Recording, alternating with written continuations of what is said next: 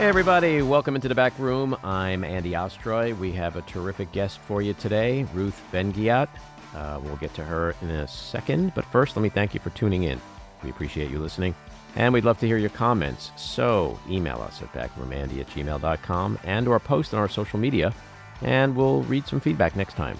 And if you like the podcast, please follow or subscribe, and you'll be notified every time we post a new episode. So here's some feedback we got recently. On our interview with cult expert Stephen Hassan, Joan writes, I just listened to this podcast. If this doesn't scare the shit out of you, you're not alive. OMG, overwhelming. I have friends in these churches, and it's sad. Sandy and Ed said, kudos, love the podcast. And hey, did we hear Stephen Hassan say a former KGB disclosed Trump was recruited a long time ago by the Ruskies? That you did. And he did. And he was. On Mary Trump interview, Liz Benjamin writes simply, love her, exclamation point. Who doesn't love Mary Trump? On our interview with my tragedy buddy, Chrissy Carroll, Barry Raines writes, it's not like a divorce. Your spouse died. I love my first wife, and I'm lucky my current wife understands the difference. All right, it's time for Ruth Ben-Ghiat. She is a professor of history at New York University. She writes about fascism, authoritarianism, and propaganda. She is the recipient of Guggenheim and other fellowships, an advisor to protect democracy, an MSNBC opinion columnist and television commentator, and publishes Lucid, a newsletter on threats to democracy. Her latest book, Strongmen, Mussolini to the Present, looks at how illiberal leaders use propaganda, corruption, violence, and machismo, and how they can be defeated. Ruth, welcome back into the back room. Thank you. Glad to be here. So let's start off with the allegedly 215-pound gorilla in the room, Donald Trump. It seems like as the indictments are mounting and his legal troubles are mounting, he's becoming more of a cornered rat, and he's sounding way more dangerous and authoritarian. Yeah, and that makes sense because the playbook is the more legal trouble you have, the more you've got to get into office or back into office so that you can shut it all down. And so we should believe him when he says he's going to try, lock people up. Now his allies are like Marjorie Taylor Greene are saying we have to defund Jack Smith's investigation. Jim Jordan has his sham subcommittee. They're all like out there trying to protect him at any cost because the situation is indeed very grave for him. You mentioned a few things there, and I definitely want to get into those things individually. But I was very disturbed at that Glenn Beck interview when he said, I'll have to lock people up because that's what they're doing to us. I still struggle with the question of, does he really believe he's a victim? Or is this just all evil genius strategy because he knows he's screwed and it's the only thing that he can do to potentially save himself and avoid prosecution and stay out of prison ultimately? It's a little of both. He knows perfectly well that he's not really the victim, but there's part of his personality. He's a very damaged person, and he's very brittle and insecure and just a totally messed up person. And we know this from, reading about his father too, and their relationship. So part of him has this insatiable need, like all the guys I study, for constant control. It's never enough control, for applause, for adulation. And if they don't get that, they already feel a bit victimized, much less if something goes wrong with their plan.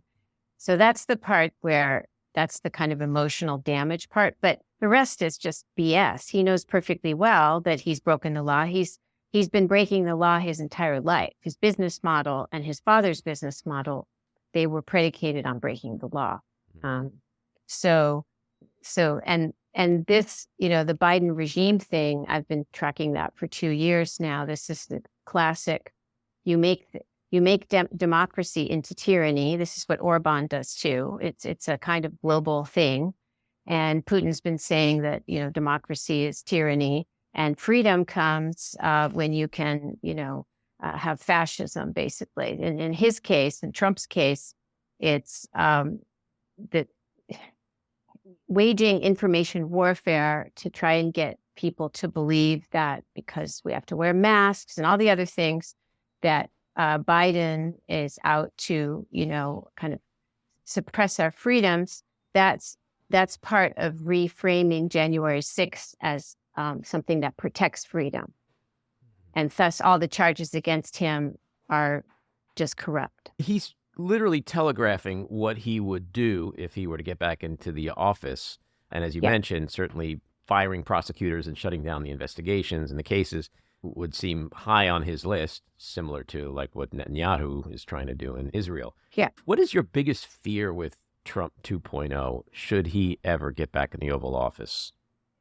Well, there's a top-down issue and a bottom-up issue. The bottom-up issue is that he and his allies are trying very hard to incite violence, to incite civil war, whatever that would look like, or more likely just constant unrest, constant shootings, constant kind of domestic terror actions. And the end game is to kind of get more Americans to feel they need a strongman to stop all the chaos, and that democracy doesn't work, that Biden is weak. So I worry about that kind of violence from below. When you have sitting lawmakers like Matt Gaetz, who's been going around saying only through force will we be able to bring change to Washington. This is incitement to violence. So I'm worried about that.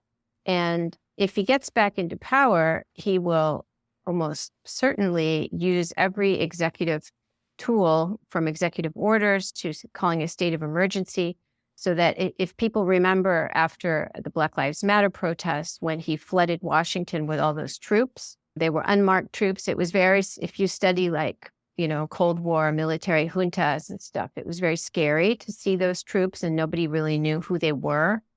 A lot of them were unmarked.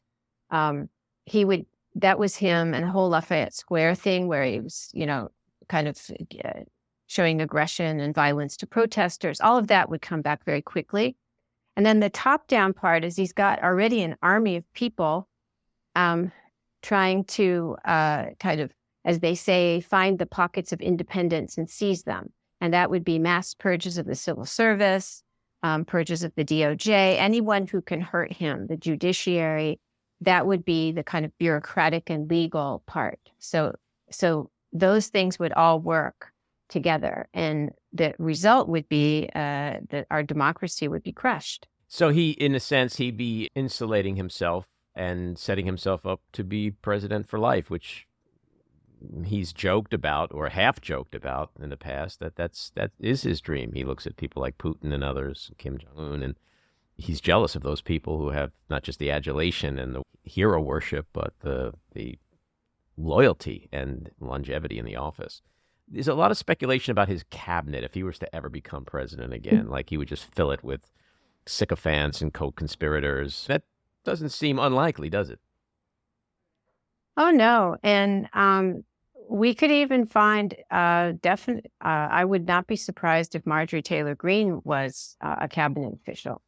And everyone likes to laugh at her and see her as a clown, but she's a very effective information warrior. And her talking points coincide on many subjects with the Kremlin's.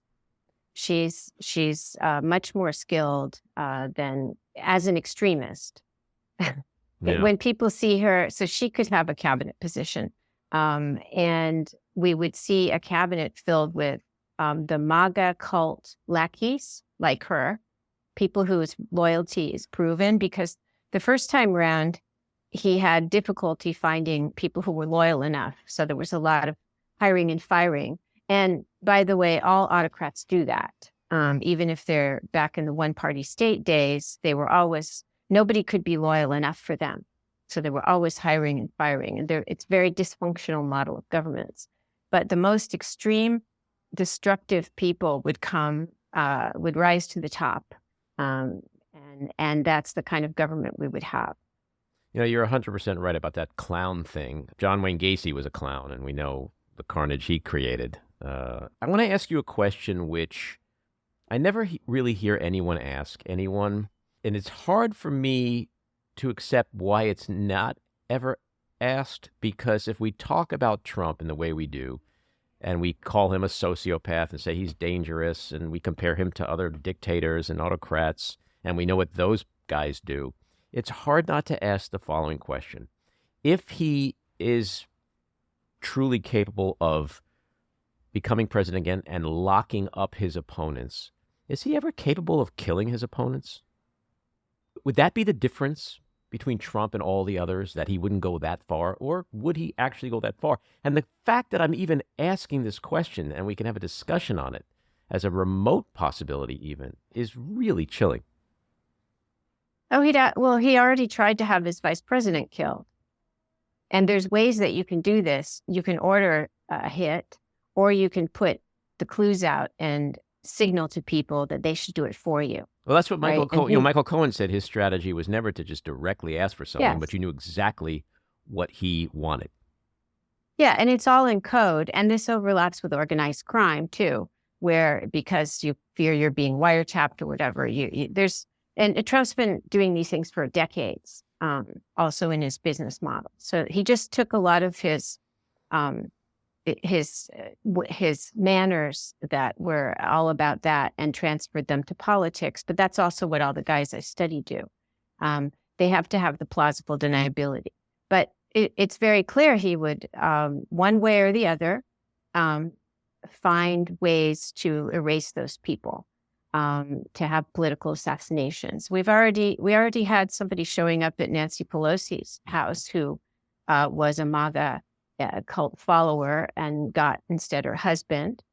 We have Charlie Kirk, who is the founder of one of the founders of Turning Point USA, a large and powerful organization. He has said that Biden should have the death penalty.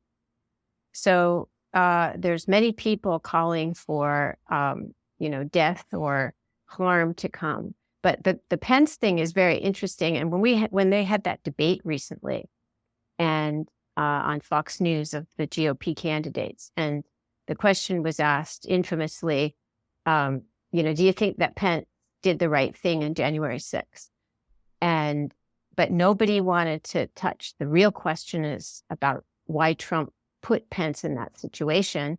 And no one wanted to talk about that Pence didn't trust his own Secret Service and was fleeing for his life. And there was a noose on Capitol Hill with his name on it. And that is straight out of authoritarian politics. So if you put that together with also the fact that Trump is on record saying he'd like to shoot protesters, of course, he's like a mob boss. And violence is kind of part of his. Well, he did say he talked about shooting somebody in January 2016, and that was our red flag. So right. There's no way he would not actually use violence on people. That's really interesting what you just said. We all always talk about I could shoot somebody and still have my support and not lose support. And we evaluate that statement as a factual statement of him actually being this great marketer who knows his audience and knows what they would or wouldn't do. But I've never heard anyone suggest that in the way you're suggesting, that the mere fact that was in his head is a red flag of his capabilities. That's really interesting. I was out in, downtown New York, and I don't know, it was like scrolling through my phone, and I saw that, and I rushed home and I wrote a piece because this was, if you study fascists, that this was awful. And then I tracked very carefully what happened right after that. And within 2 weeks of him saying that, I think they just didn't want to deal with it. It was just so out there. But that's when Jeff Sessions reached out and endorsed Trump and went to one of his campaign events and put on a MAGA hat. And that's when his he was received by the party elite after he did that. And the other thing that happened within those 2 weeks is Jimmy Fallon had him on his show, didn't ask about that, and ruffled his hair and joked with him. And so these two things, one from the world of entertainment, one from, sympathizers, show that America was totally not ready to deal with someone like Trump. And I knew how dangerous he was because of what I studied. You mentioned before the Republican Party, and you've recently said the GOP is an authoritarian party. This is a party that has as its frontrunner someone who, according to the latest poll that was released by the Wall Street Journal this morning, he's leading Ron DeSantis, who's in second place, by 46 points. He's twice impeached, twice indicted. How is it possible that this is the frontrunner of one of our two major parties? Because the party is no longer in democracy. Where we have a big drama here. We're not like other countries where there's lots of parties. We're a bipartisan democracy. And now one of those two giant parties has left democracy and has become a party that it depends on the authoritarian playbook tools that I talk about in my book. Propaganda, that's the big lie, lying, corruption, because election denial and refusing to leave office and all of that is corruption. Supporting a convicted felon is corruption at a big level. And then violence, of course. What was January 6th was when it didn't work to overturn the election by, quote, finding votes. They assaulted the Capitol with violence. Mm-hmm. So that is a party that is no longer within any kind of norms or frames or philosophy of democracy. So that's what you get. And is a party enthralled to a cult leader, to a leader who has a personality cult, just like all the other people I study. And so it makes perfect sense. Once a party has yoked itself to somebody like that, we have Berlusconi example in Italy, where he had 20 indictments by the time he left involuntarily. And the party was just right there with him. And he was talking about witch hunts and prosecutors being leftist, Marxist stooges, it's like all the same. And the party never abandoned him. But in that case, Berlusconi created that party, Forza Italia. He created it. It was his thing. This is all the more extraordinary because this is the grand old party. And here comes Trump from outside, and he takes them over in like 4 years. And they're still with him to the point where they would, all the front runners, all the other Republican nominees for president or contenders for president, they would vote for him even if he's a convicted felon. That's how total his control is. Yeah, no, that was astounding. And, it's funny, the grand old party, I remember growing up and, always hearing that it was a party of Reagan and they worshiped Reagan and he was the standard bearer. And I used to look at Reagan and go, that guy's awful. He's so conservative. He's terrible for the country. But like today, you look back at Reagan and he's like Bernie Sanders by comparison to what's happening with Trump and Trumpism. In your book, Strongmen, Mussolini to the Present, you said, quote, coming into politics with decades of improper business practices behind him, Trump knew that corruption can be contagious. And so that's really what we're dealing with right now with the Republican Party. It's like a contagious disease and a fever that just keeps rising. Yeah, and what these guys do is they make it with statements like I could stand on Fifth Avenue and shoot someone. They make it clear who they are, and they make it clear they will reward corruption, they will reward lawlessness. And so they attract into the party people and into their service as, like chief of staff, like Mark Meadows. Mm-hmm. They attract people who were perhaps mildly corrupt or whatever kind of corrupt we want to call them, and then were led by him to do things they never dreamed they would do. And I wrote a piece in my Substack newsletter, Lucid, on Mark Meadows, mm-hmm. About he's the paradigmatic case. When I look at this mugshot, that's what I see. Somebody who was already corrupt and racist and said Obama should be sent back to Africa, all the things, and then found his calling with Trump, but was also led to do things he never imagined. But these leaders also lead people they make them complicit in their crimes, and then they lead them to think that they're going to be safe because he is untouchable. And as long as he's untouchable, they're untouchable if they stay loyal. And so what's just happened with the mugshots and turning themselves in, and the fact that Meadows and Giuliani are looking at Trump's mugshot, this is incredible. This is a moment. Now, I don't think they're going to have a moment of reckoning and break away. Who knows?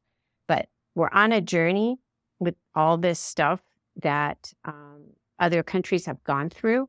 But we only have these two parties. So those who are disaffected don't have anywhere else to go. You know, the mugshot, I was going to ask you about that with Mark Meadows, because his seems to stand out in a way that's different than Trump and Giuliani. Giuliani, to me, just seems like pathetic. Like his mugshot is, he's trying to look tough, but it's like he's panic. You can see the panic. You could see like he's got the legal bills in his head. That's what he's thinking.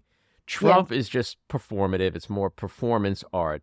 But Mark Meadows, there is an anger. There is an, like, he's enraged. He is scowling. He is like he could commit violence in that moment. And it's kind of terrifying in a way because he's not a stupid individual. He's a bright man, and he's very astute politically. And that photo, to your point, demonstrates that he is still drunk on that Kool-Aid that you talk about in terms of Trump's going to get back and he's going to protect us. Yeah. And unfortunately, now that things are getting very real for these people, where there's many people indicted. Also, let's not forget like the sentence for Biggs and other Proud Boys, because the GOP is really entwined with these extremist groups, and Proud Boys are like a de facto paramilitary. It's a whole network of things that's getting disrupted with all these indictments and jail sentences. So right now, they are in revenge mode, and they will do anything necessary. That's why here comes, Kevin McCarthy and Marjorie Taylor Greene, like, we're going to defund the government. We're going to, hold the government hostage. They're not only in damage control, they're in panic mode, but they're full of revenge. And when I was writing the piece on Meadows, I looked at the mugshot because I work on images, and my previous book to Strongmen was about fascist film propaganda, and so I spend a lot of time looking at images. And I looked at that mugshot. It's super creepy and scary for a long time before I wrote the piece.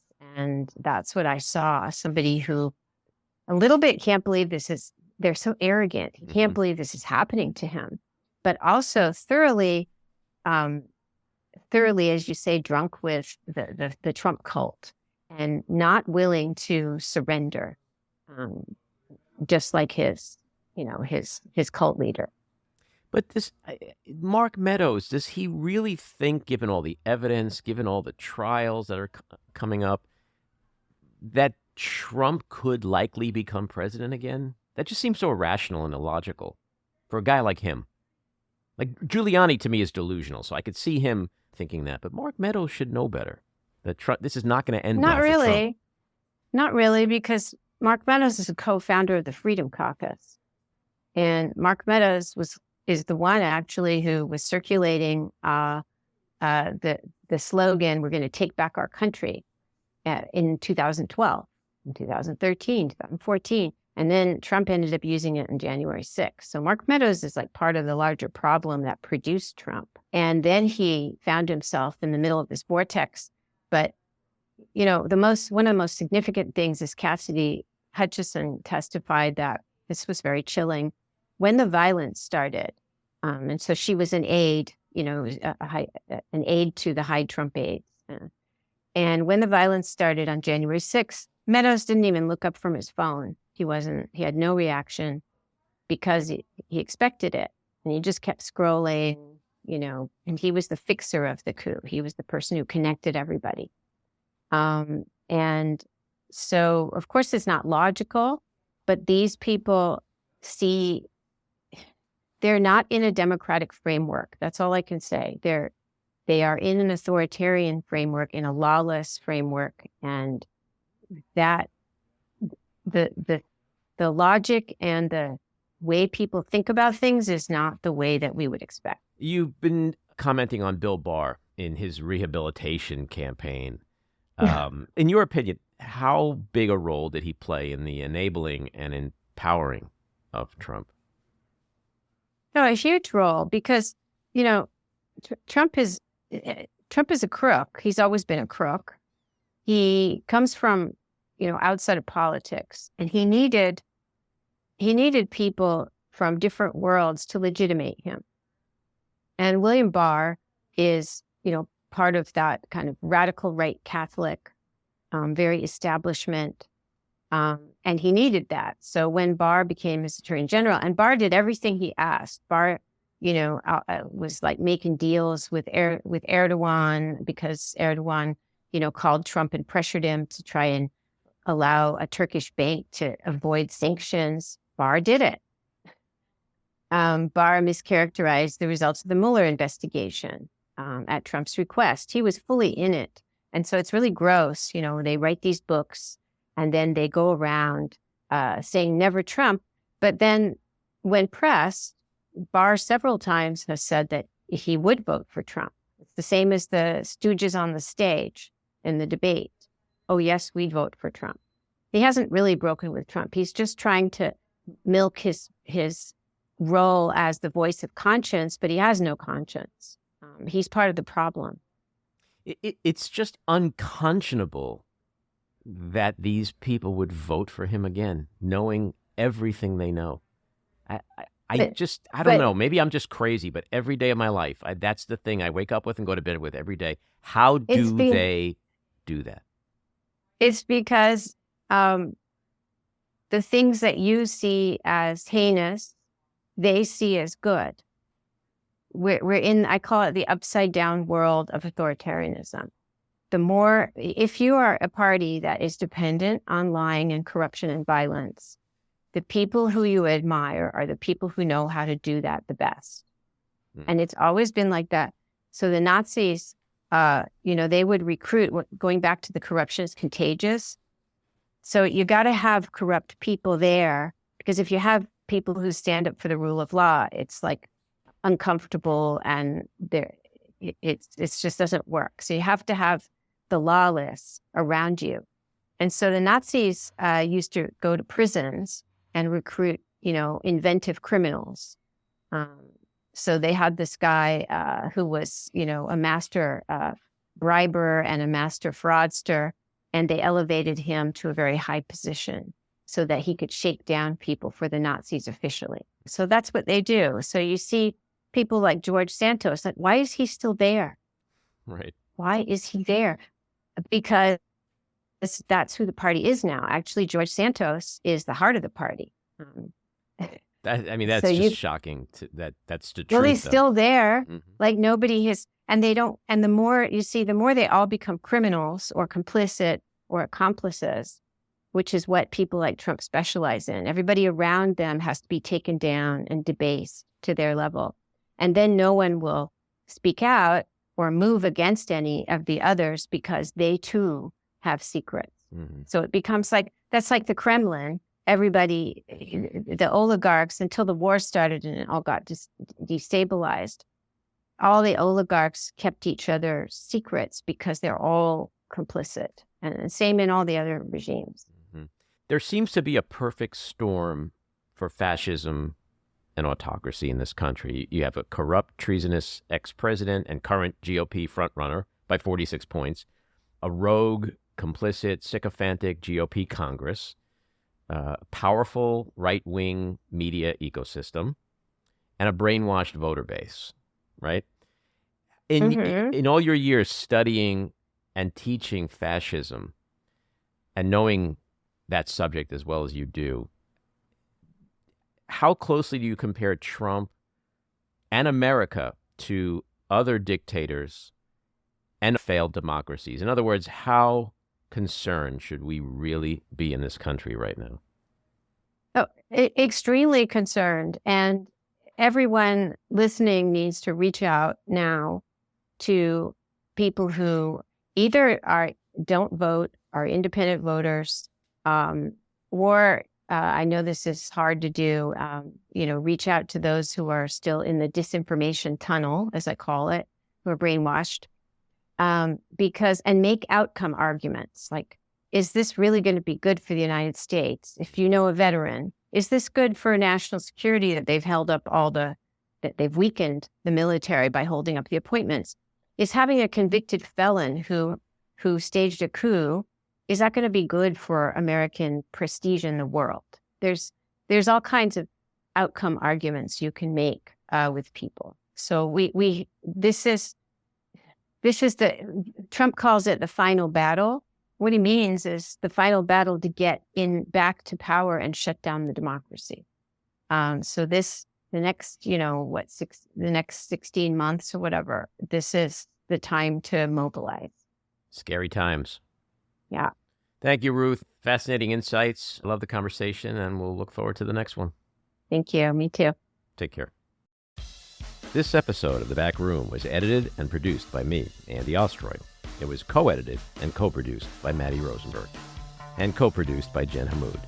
Our theme song was composed by Andrew Hollander, and our logo was designed by Cricket Langell. And special thanks to Patricia Wind. If you like what we're doing here, please take a moment to rate and review the podcast, and also follow or subscribe. Until next time, keep your eyes on Washington, Hollywood, and your own backyards. Have a great week.